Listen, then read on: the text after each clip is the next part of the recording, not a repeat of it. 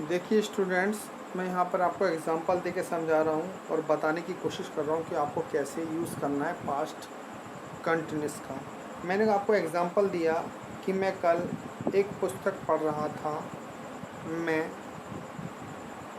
कल एक पुस्तक पढ़ रहा था।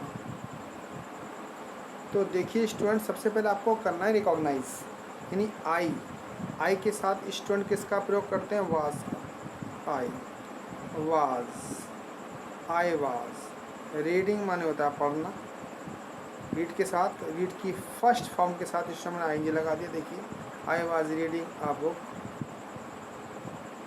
मैं एक पुस्तक पढ़ रहा था और कल की स्पेलिंग स्टूडेंट यस्टरडे होती है पास्ट टेंस में। यस्टरडे मैं कल एक पुस्तक पढ़ रहा था। देखिए स्टूडेंट, यहाँ पर ये स्टूडेंट जानते तो हैं मगर इनकी प्रैक्टिस नहीं करते हैं, इसलिए उनकी ग्रामर पुअर हो जाती है। मेरे मेथड के थ्रू आप समझने की कोशिश कीजिए कि आप कहाँ तक करते हैं और मैं आपको कहाँ तक बताना चाह रहा हूँ। देखिए नंबर इसका सेकंड जब बनाएंगे, जो उसको हम स्टूडेंट नेगेटिव बोलते हैं, तो हिंदी में बोलेंगे कि मैं कल एक पुस्तक नहीं पढ़ रहा था। नेगेटिव नहीं पढ़ रहा था। मेरी बात को समझिए, हम फर्स्ट टाइप करके ही स्टॉप हो जाते हैं, जबकि हमको प्रैक्टिस चारों टाइप्स की करनी है। मैं आपको समझा रहा हूँ, मेरी बात को समझिए कि हमें ग्रामर क्यों नहीं आती है, हम स्पीकिंग क्यों नहीं कर पाते, क्योंकि हम फर्स्ट फंडा समझ पाते हैं और उसके आगे का हम कुछ करते नहीं हैं, प्रैक्टिस करते नहीं हैं। और स्पीकिंग इस पर डिपेंड होती है, नंबर थर्ड पर और फोर्थ पर डिपेंड होती है। देखिए सुन कैसे, आप मेरी बात को समझिए। मैंने नेगेटिव बोला ना कि मैं कल एक पुस्तक नहीं पढ़ रहा था, तो स्टूडेंट जब इसको बनाएंगे ना, तो देखिए कैसे बनाएंगे। इन इंग्लिश में आई वाज नॉट रीडिंग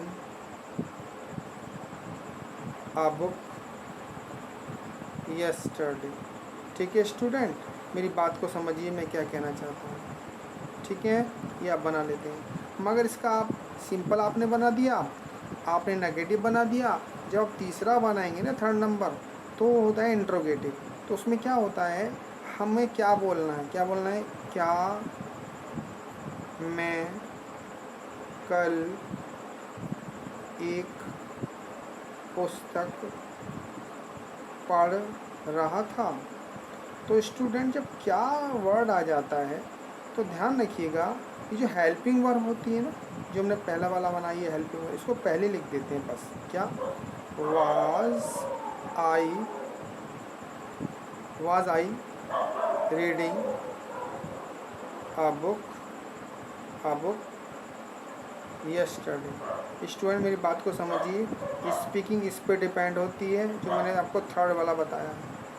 अब नंबर फोर्थ पे क्या बोलेंगे, आपको क्या बोलना है इसमें?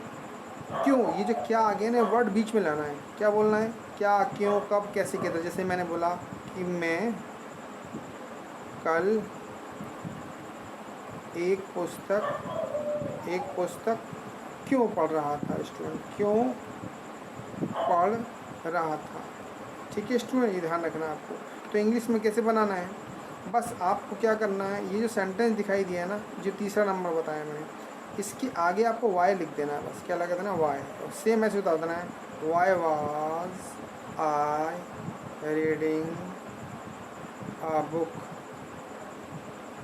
यस्टरडे। देखिए स्टूडेंट, मैंने आपको स्ट्रक्चर समझाया है और आपको घर पे प्रैक्टिस करनी है ऐसे चार चार। यानी पहले सिंपल वे में बोलना है, फिर नेगेटिव बोलना है स्टूडेंट, फिर इंट्रोगेटिव बोलना है, फिर डबल इंट्रोगेटिव बोलना है। एक और इसमें हम नोट लगा सकते हैं फोर्थ वाले में, क्या करके कि मैं कल एक पुस्तक क्यों नहीं पढ़ रहा था, तो ये आपको नोट लगा देंगे। होते तो चार हैं, हम 5 में कन्वर्ट भी कर सकते हैं। इसकी आपको प्रैक्टिस करनी है नंबर थर्ड की, नंबर फोर्थ की, अगर आपको स्पीकिंग करने चाहते हैं तो। जो मैंने आपको समझाया है फिर समझ लीजिए स्टूडेंट, ये पास्ट कंटिन्यूअस टेंस है।